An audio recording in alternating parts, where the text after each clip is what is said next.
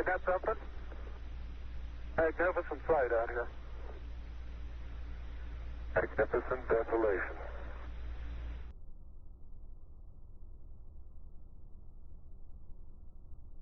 Okay, the descent engine did not leave a crater of any size. It has about 1 foot clearance on the ground. We're essentially on a very level place here. I can see some evidence of rays emanating from the descent engine, but very insignificant amount.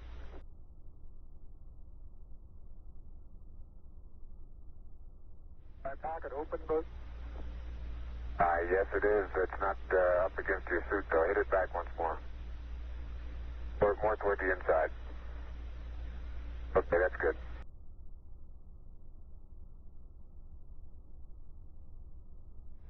Neil, this is Houston, radio check, over. Hi, Roger. Houston, loud and clear. Roger out. Loud and clear, Houston. Roger, Buzz.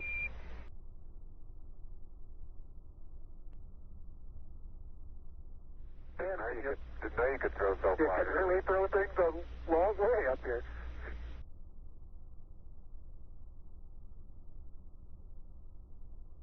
The surface material powdery. I don't know how good your lens is, but if you can touches above.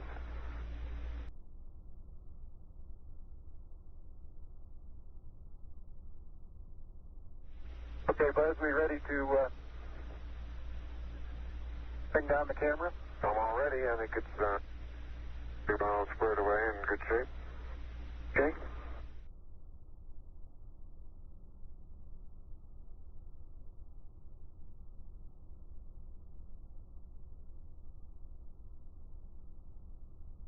I'll step out and take some of my first pictures here. Roger, Neil, we're reading you loud and clear. Let's see, getting some pictures and the contingency sample.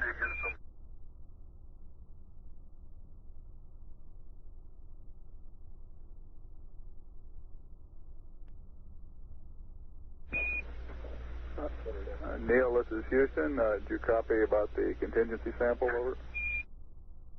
All right, you're going to get to that just as soon as I finish these picture series.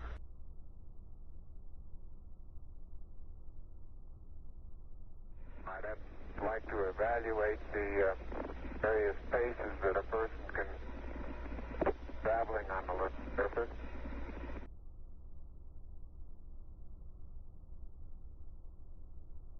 I've noticed several times in going from the sunlight into shadow that just as I go in, I catch an additional reflection off the lens that, along with the reflection off my face onto the visor, makes visibility very poor just at the transition sunlight into the shadow. I essentially have so much glare coming onto my visor, I'm under shadow, until helmet actually gets shadow, and then it takes a short while for my eyes to adapt lighting conditions inside the shadow area.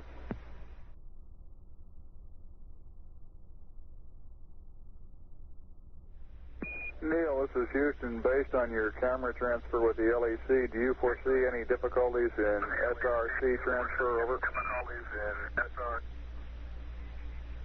Negative.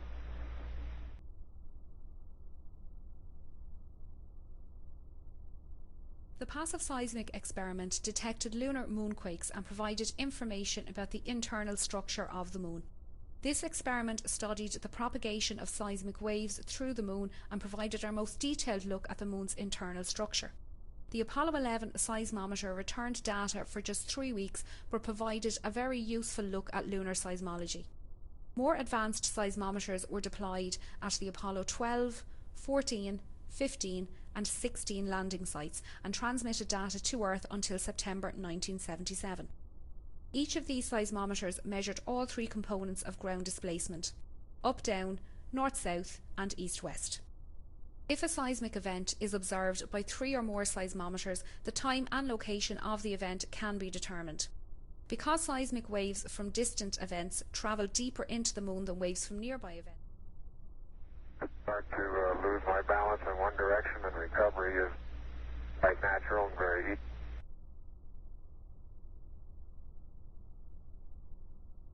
And moving arms around, Jack doesn't go off the surface. Not quite that light-footed.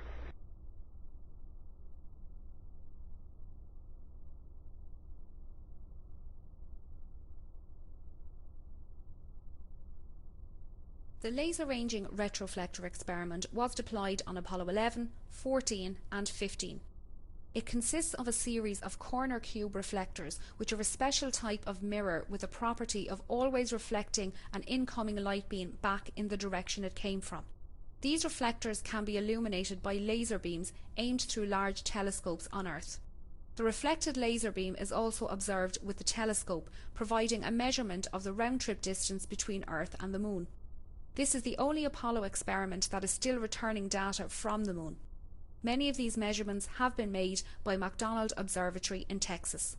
Laser beams are used because they remain tightly focused for large distances. Nevertheless, there is enough dispersion of the beam that is about 7 kilometers in diameter when it reaches the Moon and 20 kilometers in diameter when it returns to Earth. Because of this very weak signal, observations are made for several hours at a time. By averaging the signal for this period, the distance to the Moon can be measured to an accuracy of about 3 centimeters. The average distance from the Earth to the Moon is about 385,000 kilometers. The laser-ranging retroflector experiment has produced many important measurements. These include an improved knowledge of the Moon's orbit and the rate at which the Moon is receding from Earth, which is currently 3.8 centimeters per year.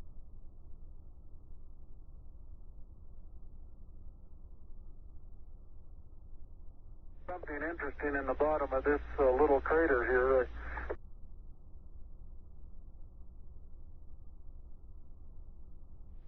Are you getting a TV picture now, Houston? Neil, yes, we are getting a TV picture.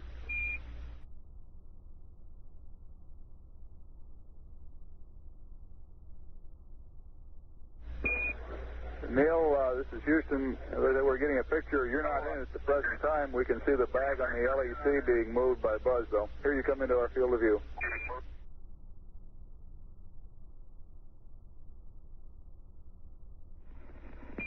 Tranquility Base, this is Houston. Could we get both of you on the camera for a minute, please?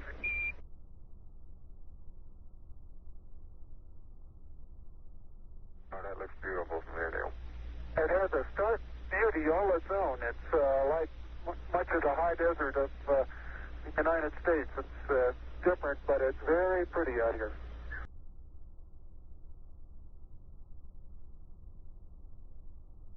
Hey, Neil, didn't I say we might see some purple rocks? Find the purple rocks? Yep.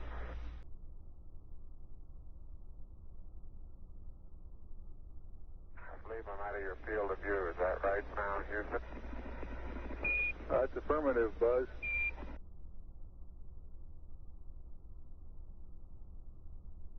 I want to back up and partially close the hatch.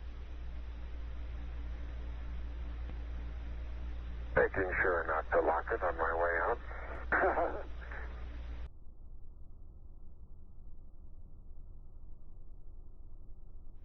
And incidentally, these rocks, very powdery surface,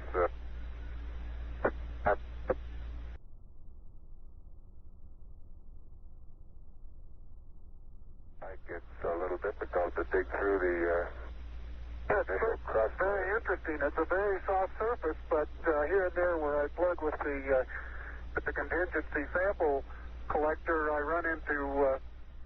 Neil is now unveiling the plaque that is... For those who haven't read the plaque, we'll read the plaque that's on the front landing gear of this LEM. There's two hemispheres, one showing each of the two hemispheres of Earth. Underneath it says, "Here men from the planet Earth first set foot upon the moon, July 1969 AD. It came in peace for all mankind." It has the crew members' signatures and the signature of the President of the United States.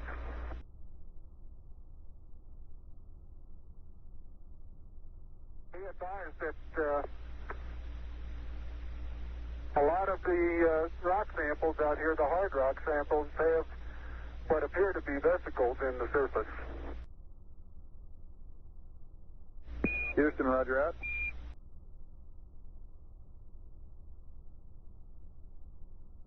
Okay, it's quite dark here in the shadow and a little hard for me to see that I have good footing. I'll work my way over into the sunlight here without looking directly into the sun. Okay, Houston, I'm going to change lenses on you. Roger, Neil.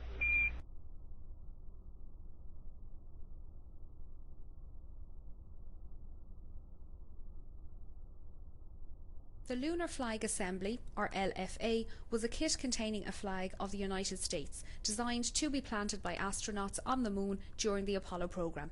7 such flag assemblies were sent to the Moon, 6 of which were planted, the exception being the one carried on Apollo 13, which had to abort its landing due to a serious spacecraft failure. The nylon flags were hung on telescoping staffs and horizontal bars constructed of 1-inch anodized aluminium tubes. The flags were carried on the outside of the Apollo lunar module, most of them on the descent ladder inside a thermally insulated tubular case to protect them from exhaust gas temperatures calculated to reach 2000 degrees Fahrenheit or 1090 degrees Celsius. 6 of the flags were ordered from a government supply catalogue and measured 3 feet by 5 feet. The last one planted on the Moon was slightly larger, at 6 foot wide, the flag which had hung in the Mission Operations Control Room in the Manned Spacecraft Centre for most of the Apollo programme. Start to lose my balance in one direction, and recovery is quite natural and very easy.